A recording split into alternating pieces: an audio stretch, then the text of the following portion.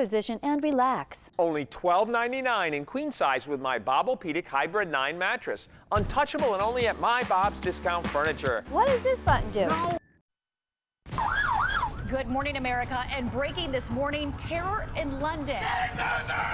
A speeding van plowing into a crowd on London Bridge, slamming into pedestrians. Minutes later, the armed assailants, one wearing a fake explosive vest, getting out and stabbing dozens at a nearby market. Police rushing to the scene, killing 3 suspects. Meanwhile, chaos in the streets. It was mass panic. Witnesses describing fear and confusion as people ran for safety. We're safe now. We just heard gunshots. We heard a lot of crashes. I could not do nothing. This morning, the UK strong and defiant. Police now declaring the incident an act of terrorism. President Trump, Theresa May, and London's mayor responding to the attack this morning. And a ring of steel now in place for the One Love Manchester concert, set to start just hours after the horrific attack in London. The headliners, including Ariana Grande, responding this morning as officials tighten security to keep everybody safe. From ABC News, live in New York, this is Good Morning America. Good morning, everyone. We do want to thank you for joining us, and we are dedicating much of this show this morning to the breaking news out of London, a deadly terror attack overnight. You're looking live here at the aftermath, a heavy police presence on the London Bridge where the attack began, a van plowing into a crowd of people out simply enjoying a Saturday night. 3 men then leapt out of that van. They then went to a nearby market and began stabbing people. We want you to look at this video from inside a nearby pub where police told everyone to get down.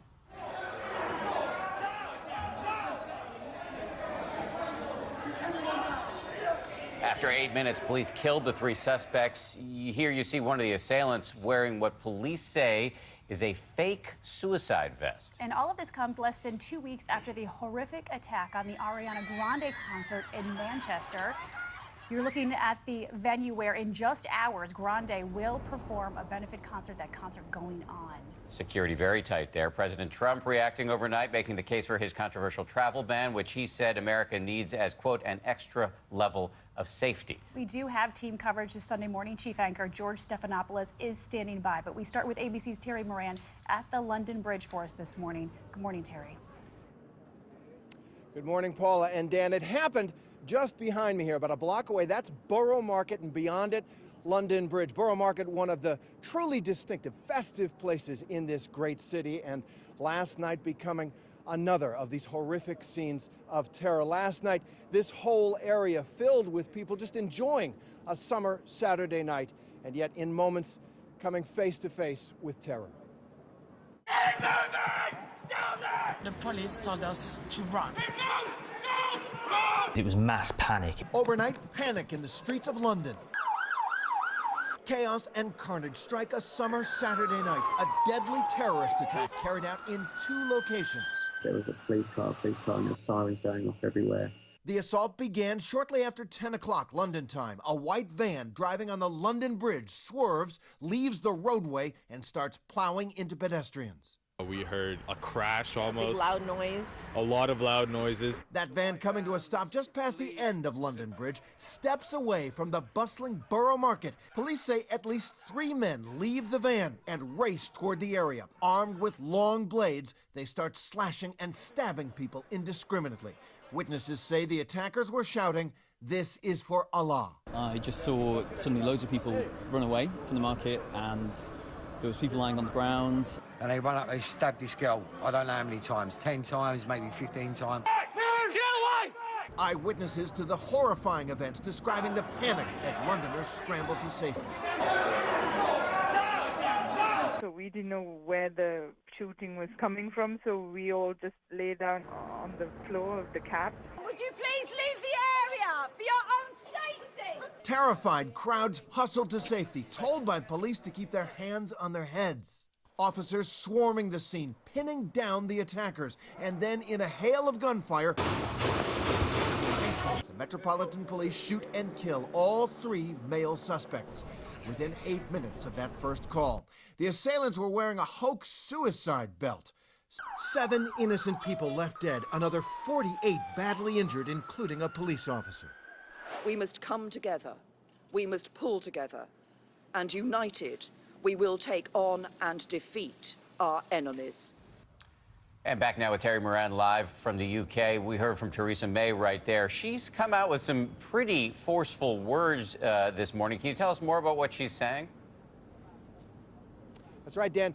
Prime Minister Theresa May has said things must change. And she is talking about the law. She's talking about giving more resources to security services to beef up the monitoring of people who end up on the watch list. She may even talk about longer sentences for people who fall afoul of terrorism laws, and even lesser laws if they are somehow suspected of being a danger to society.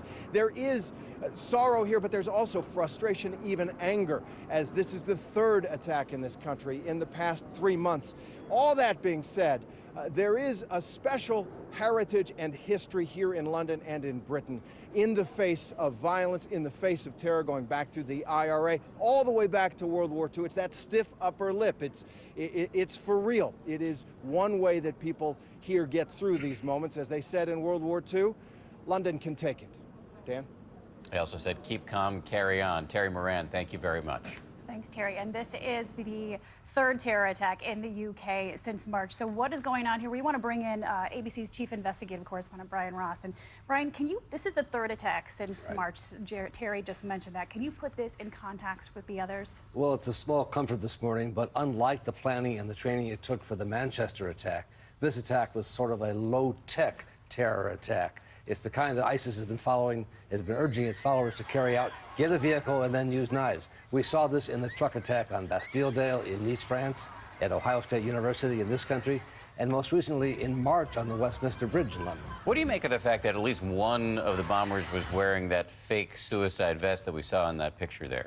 Well, it certainly caused panic last night, that's for sure, but it also seemed to certainly guarantee that the attackers would be shot dead by police. The police training in these cases is if you see somebody with a suicide vest, 3 shots to the head. We also know that ISIS has been telling its followers in kind of their twisted version of Islam that to become a martyr during the month of Ramadan, which we're in, has greater benefits. Yeah, and I want to ask about that. Is there any significance to the timing of this attack, but also what is going on in the UK? Well, the British Prime Minister this morning revealed they have foiled 5 more attacks since the Westminster Bridge attack in March. And as police carry out a series of raids this morning, it suggests they now have identified at least some of the 3 terror suspects. She said there's no known connection between last night's attack and any of the others, but the terrorism, she said, breeds terrorism.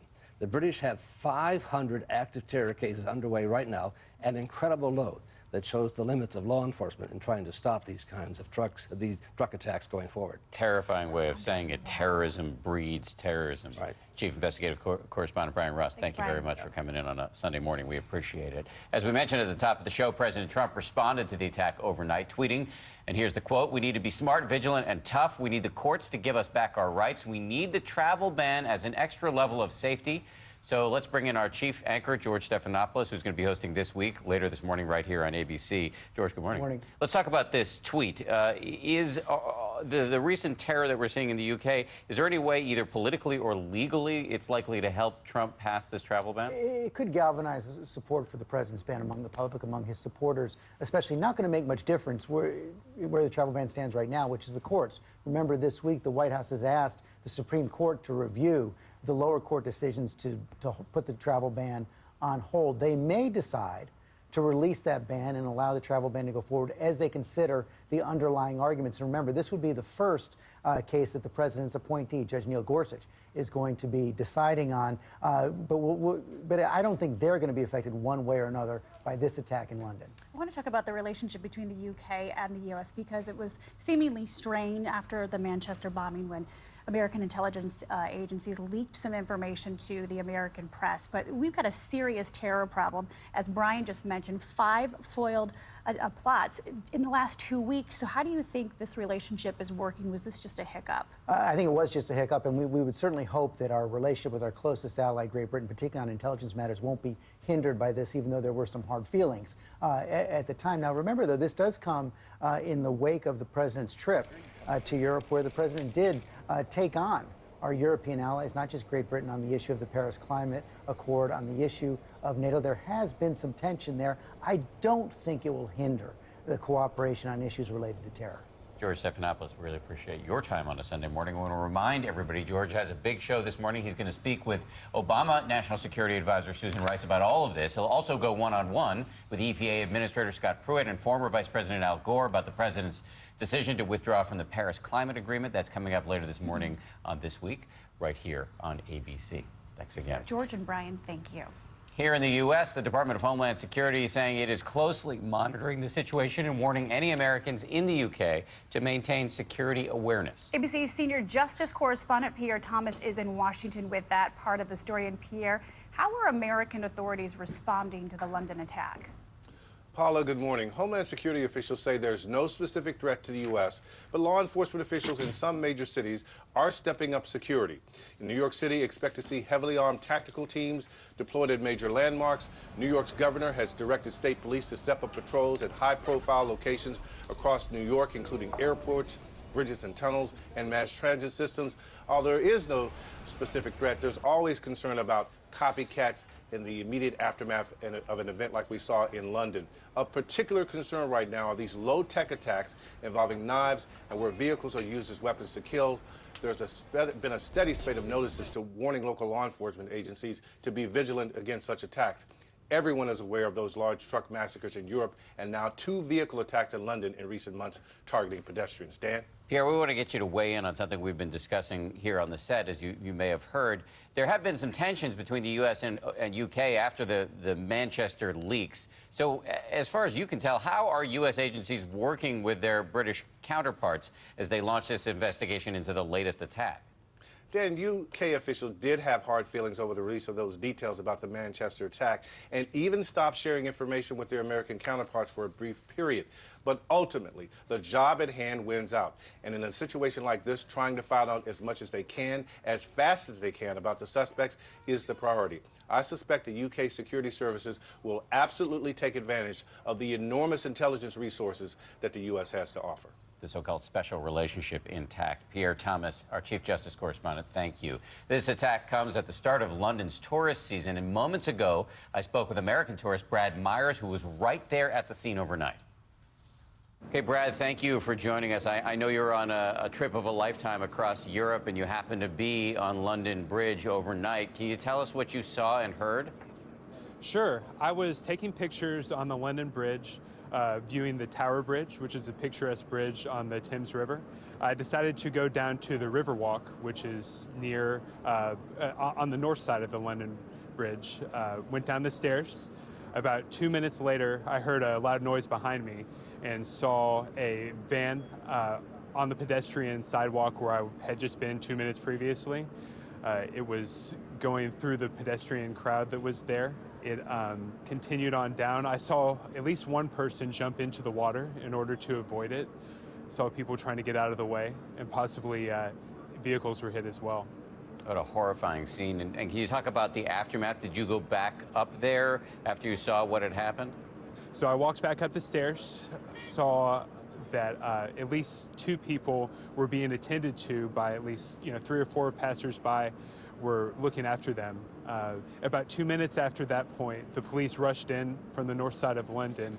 They ran through just speeding past and ended up, I assume they went to where the van was in order to apprehend that person. So it turns out that that decision of yours to go down, to take the stairs down 2 minutes before the van started plowing through people was a fateful one. This was a close call for you. Yes, it was. It's a very chilling prospect to think that if just a minor circumstance could have changed, I could have been right there. I really doubt that I could have gotten out of the way, to be honest. Well, we're really glad that you are okay this morning, and we really appreciate your time on what I know is a stressful day for you. Thank you very much. Yes, thank you. An incredible eyewitness account from an American tourist there. Great interview, Dan. And the initial shock of the attack is giving way to a different mood in the city, a city now filled with resolve. And ABC's James Longman is in London with how people are reacting to this attack. Good morning to you, James. Good morning, Paula. Yes, Londoners are waking up to their new reality this morning. Another attack in their capital city. But they're showing that same resolve that they've shown before. This morning, the City of London standing strong following a third terror attack in the UK since March. You hear Westminster, Manchester, and you always think it could be any time, it could be us. We saw a lot of group of people coming away crying and looking shocked. London's Mayor Sadiq Khan echoing the sentiments of many London residents. There are no words to describe the grief and anger that our city is feeling today. I'm appalled and furious that these twisted and cowardly terrorists deliberately targeted innocent Londoners and visitors to our city. Oh my God! The threat level here remains at severe. Londoners will see an increased police presence today and over the course of the next few days. Witnesses say the police response was quick and efficient. Remember, I could see from the restaurant, I was outside looking at the door and I could see loads of police officers, like weapons on with guard, like we're well guarded, but I'm just not sure if probably it's enough, but you never know, you know. Still, in the wake of such tragic events, Londoners are resilient. What's your sense being in London, the feeling of Londoners when they're faced with these sorts of attacks? I think we just have to carry on living, and it's just life as usual. Well, many of the victims are being treated at this hospital, St Thomas's Hospital in central London. It is just down the road from Westminster Bridge behind me. Of course, that's the scene of the attack back in March. Paula, Dan? James, they are resolute people there in London. Thank you for your reporting this morning. We're going to have much more on the story coming up, but we're going to turn to weather and Rob Marciano. Rob, looks like there's some severe weather. Yeah, two spots that we're focused on, one across parts of the northwest and also parts of the Great Lakes here. Jet stream meandering a little farther north now that we're into June, so these are the areas where we're going to see some action. We saw some yesterday across Wisconsin and Michigan. Today from Fort Wayne, Indiana, just north of Columbus, Ohio, Cleveland, Pittsburgh, and Buffalo, Detroit maybe this morning, and some of that rain eventually getting into the northeast later on today. And then Boise up through Missoula, Montana. Strong winds, some large hail, and maybe a tornado touching down too. Down across the south, very muggy, a lot of tropical moisture here from a tropical storm that hit Mexico. That coming in off the Gulf of Mexico, several impulses the next several days will bring several inches of rain across the I-10 corridor. Some of this beneficially getting into Florida where they desperately need it. Meanwhile, the heat's building across the Midwest, and we're seesawing temperatures. We're going to talk more about that in just a sec. But first, your local forecast. Well, it's a hot and steamy end to the weekend. Lots of sunshine through this afternoon before clouds roll in by this evening. Showers and some thunderstorms coming to town starting tonight. Overnight lows stay in the 60s to low 70s, so it's quite warm and humid even as the sun goes down. Mostly cloudy skies for the overnight hours. As we kick off the work week for tomorrow, make sure you have the umbrella. Some showers and storms going to remain through the afternoon, and our daytime highs in the upper 70s. A cool down coming up. Game 2 of the NBA Finals tonight. They play indoors, so weather has nothing to do with that, but we're going to discuss that and the seesawing temperatures in the next half an hour, guys. Thank you, Robert. There is other news this morning. For that, let's kick it over to Ron. Good morning, sir. Good morning to you, Dan and Paula, Adrian, Robert. Good morning. Good morning, everyone. We're going to begin in Washington with weekend protests over alleged Russian tampering with last year's presidential election and the coming testimony before Congress by fired FBI Director James Comey. ABC's David Wright has more from the White House. Good morning, David. Good morning, Ron. The White House is feeling the heat over the Russia investigation. This weekend, the president's supporters marched in Make America Great Again rally, but tens of thousands of people also took part in the March for Truth, doing their best to keep the focus on the need for answers in the investigation over Russian meddling in the election and possible collusion by Trump associates. Some of them taking their message straight to Republican members of Congress and putting on the pressure. The star witness expected Thursday is fired FBI Director James Comey. The Democrats are hoping that he can provide some answers on whether the president pressured him to go easy on fired National Security Advisor Mike Flynn. Ron? Okay, thank you, David. David Wright outside the White House. And in the Philippines, officials there releasing new video from inside the Manila resort where 37 people were killed last week. The video shows the gunman, now identified as 43-year-old Jesse Carlos, setting fire to casino tables before heading to a storage room filled with poker chips. Manila police say that Carlos had a gambling problem and was more than $80,000 in debt.